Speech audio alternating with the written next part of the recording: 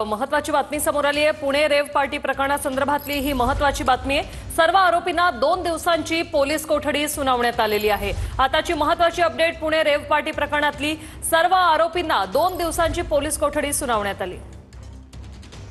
त्याचं सेवन केलं वगैरे असे त्यांच्यावर आरोप ठेवले होते। पण मी आपल्याला एक त्यांचा वकील म्हणून ठामपणे सांगतो, प्रांजल खेवलकर यांनी कुठल्याही अंमली पदार्थाचं सेवन केलं नाही। मी कोर्टामध्ये सुद्धा, ओपन कोर्टमध्ये सुद्धा ही गोष्ट सांगितलेली आहे।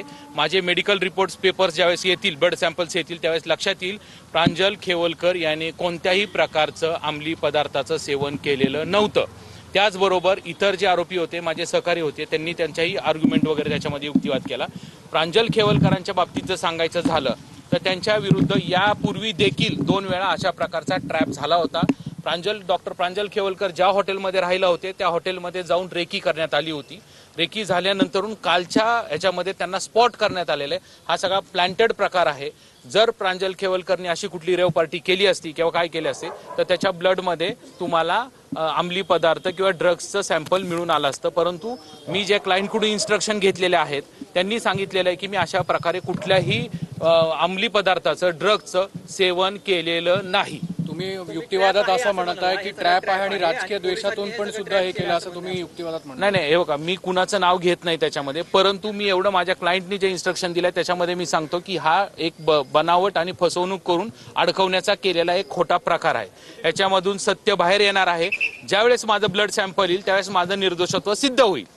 यापूर्वी देखील 2-3 वेळा असे प्रकार केले गेले होते, असं प्रकार अडकवण्यात येणार होतं असं आपल्याला वाटत होतं? यापूर्वी देखील 2 ते 3 वेळा ज्या ठिकाणी डॉक्टर प्रांजल खेवलकर यांचा हे होता स्थान राहिले होते त्या ठिकाणी त्यांच्या विरुद्ध जे आहे त्या ठिकाणी काही पोलिसांनी खासगी ड्रेसमध्ये येऊन रेकी करून तिथली माहिती करून ते गेले होते, अशी मला माहिती डॉक्टर प्रांजल खेवलकर यांनी दिलेली आहे। पुणे पोलीस का जाणून बुजून हा सगळा प्लॅन करत असावेत? नाही, ह्याविषयी मी सांगू शकत नाही। याविषयी त्यांच्या घरचे किंवा तेच सांगू शकतात जामीन मिळाल्यानंतर। परंतु एवढं सांगतो, पूर्णपणे बनावट आणि खोटा प्रकार आहे। जर प्रांजल खेवलकरांनी, मी कोर्टासमोर सुद्धा सांगितलं, खेवलकरांनी कोणत्याही प्रकारचं ड्रग्स घेतलं असेल ते कुठलीही शिक्षा भोगायला तयार आहे। परंतु प्रांजल खेवलकरांनी कुठल्याही ड्रग्सचं सेवन केलेलं नाही। त्यांना खोट्या गुन्ह्यामध्ये अडकवण्यात आलेले।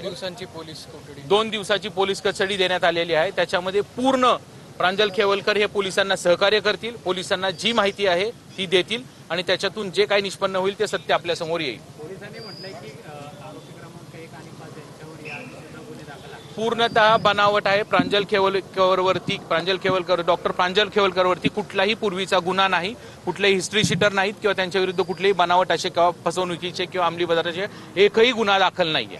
आणि आरोपी क्रमांक 5 वर पण आहे का? नाही, त्याबद्दल मी सांगू शकत नाही 5 वर ते। ठीक,